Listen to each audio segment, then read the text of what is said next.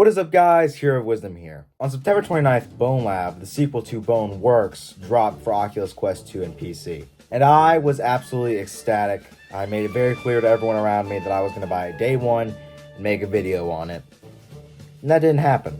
I played the entire tutorial and the first 3 levels of the campaign. I looked back and realized that it had recorded my commentary, but hadn't recorded the game audio. Yeah. Worse than it sounds. Let me play a clip of me talking with complete silence. Where are you at? There you are. Only through, baby. Yeah, now I'm through. Come on.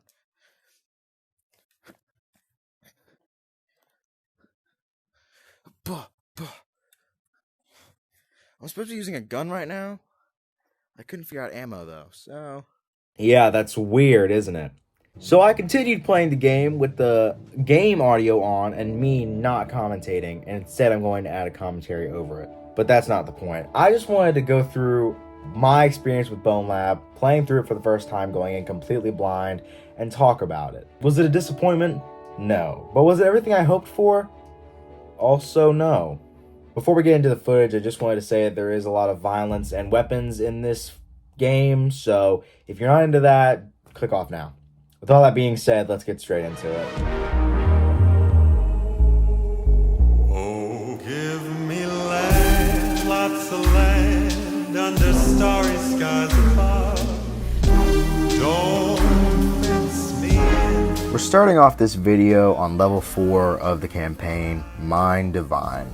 It has a carnival aesthetic, which I really enjoy, while still holding the futuristic and sort of creepy and eerie vibe that the entire game has. The second I got in, this little rocket ship ride caught my eye, so I hopped in and let it play for a little bit.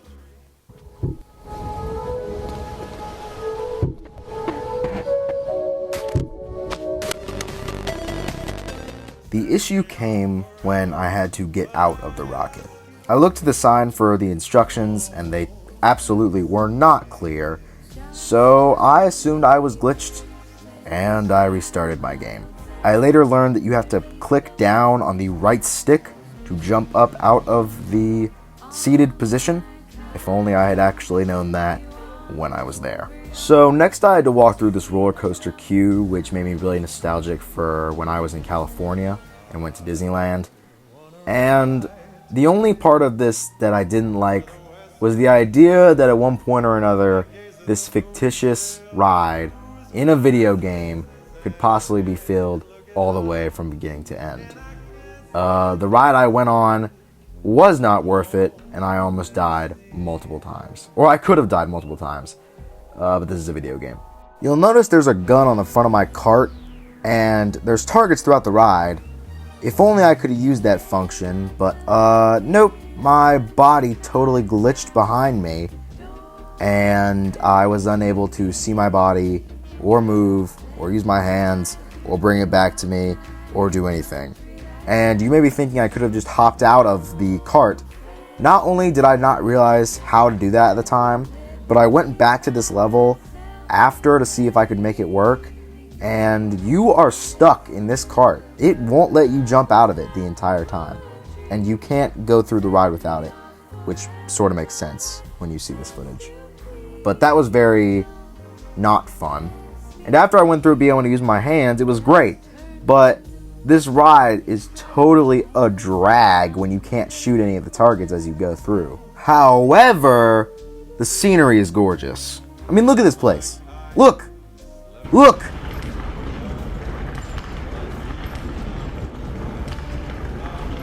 Look!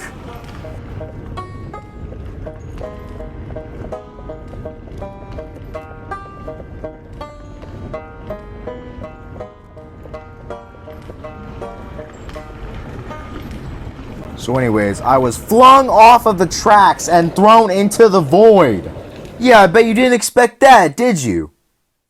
Well, unless you've already played through the game. Anyways, level 5, Big Anomaly. There was nothing really eventful in this level. A bunch of average BONELAB level stuff. Grab a gun, shoot a guy, grab a new gun, shoot another guy. It starts to get really confusing after you go through this vent, come out, and realize that there is a massive guy who has been on the radios you see in the game this entire time, just recording in the middle of this level as if it's completely normal, just explaining how it works. It being this whole simulation lore smorgasbord that the game is built around.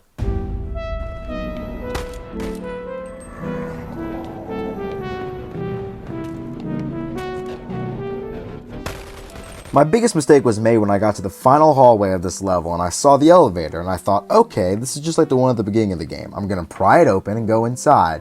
It was a little hard to, but I assumed that was on purpose. It was the difficulty of the game ramping up. So after being stuck in this elevator, none of the buttons working, nothing happening, I realized I was not supposed to be there. I glitched in the elevator and I should have just turned left at that hallway. So I had to restart the game and do it all over again.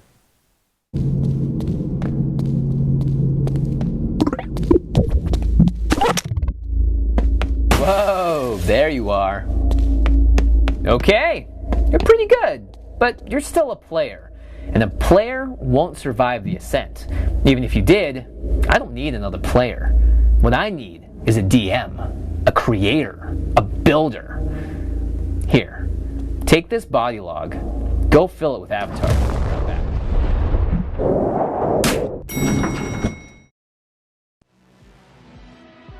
Level 6, Street Puncher. I think this might have been one of my favorite levels in the entire campaign. First of all, it's the first time you get introduced to the switching characters mechanic, and it was awesome. Second, you finally get a break from the orange and purple people that sort of just glow and have a human shape, and actually get to fight real people.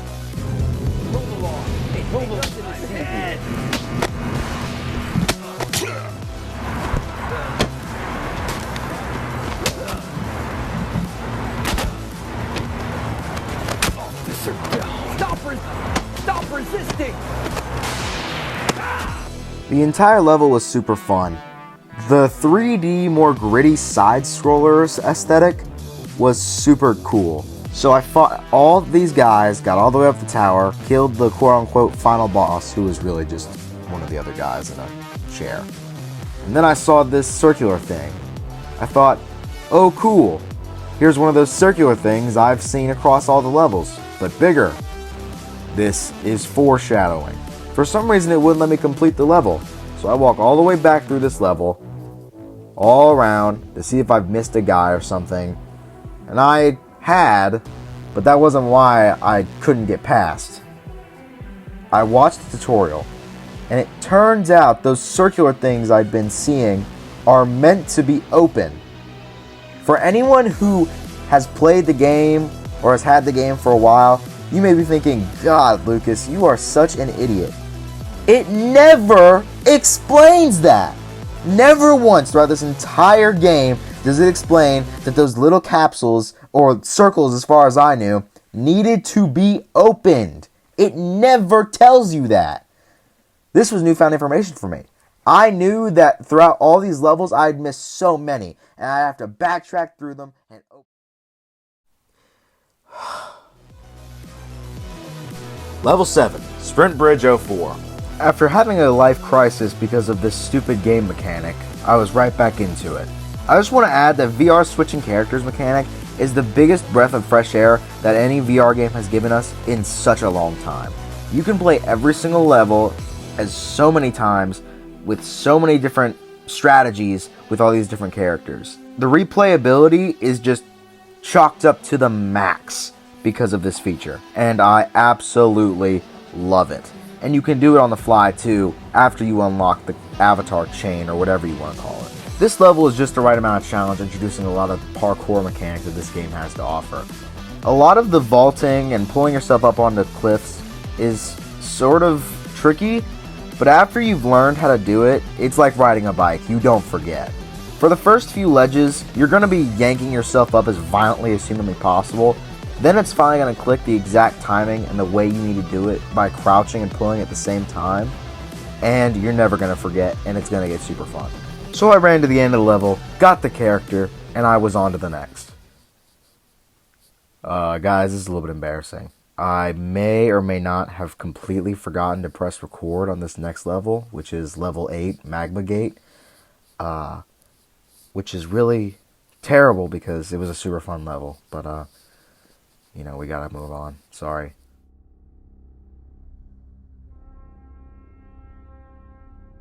Major Tom to ground control. I've just made contact with the moon.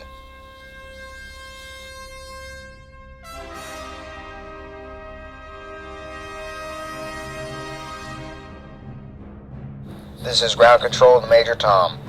Please submit your report. Major Tom to ground control. I am devastated to report that I'm playing as the most mediocre character in the game, who also happens to be the slowest. On the slowest map available in the game.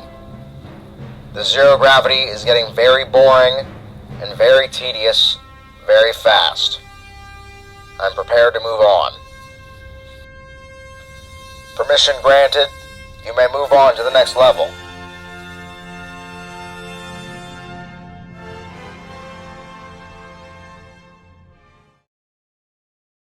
Level 10, Monogon Speedway. This level introduces the go-kart, which is the bane of my existence. It is vomit-inducing. It gives me motion sickness. I flipped over and wanted to die. I hated it. I hated it so much that I'm going to skip it. You don't even need to see any footage of me in the go-kart, because that's how much I hate it. You can't make me. Bye. Level 11, Pillar Climb. Throughout this level, your character randomly changes as you climb up a giant tower, causing you to have to test all your skills that you've learned throughout this quest of unlocking all of these avatars.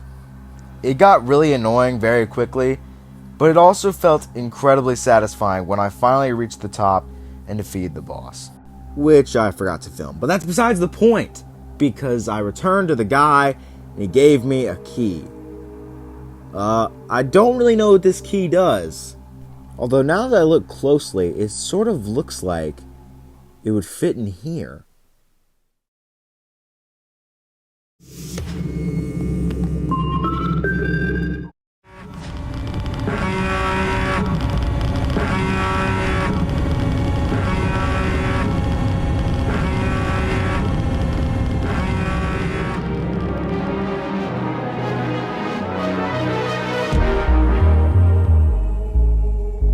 Oh, give me land, lots of land under starry skies above.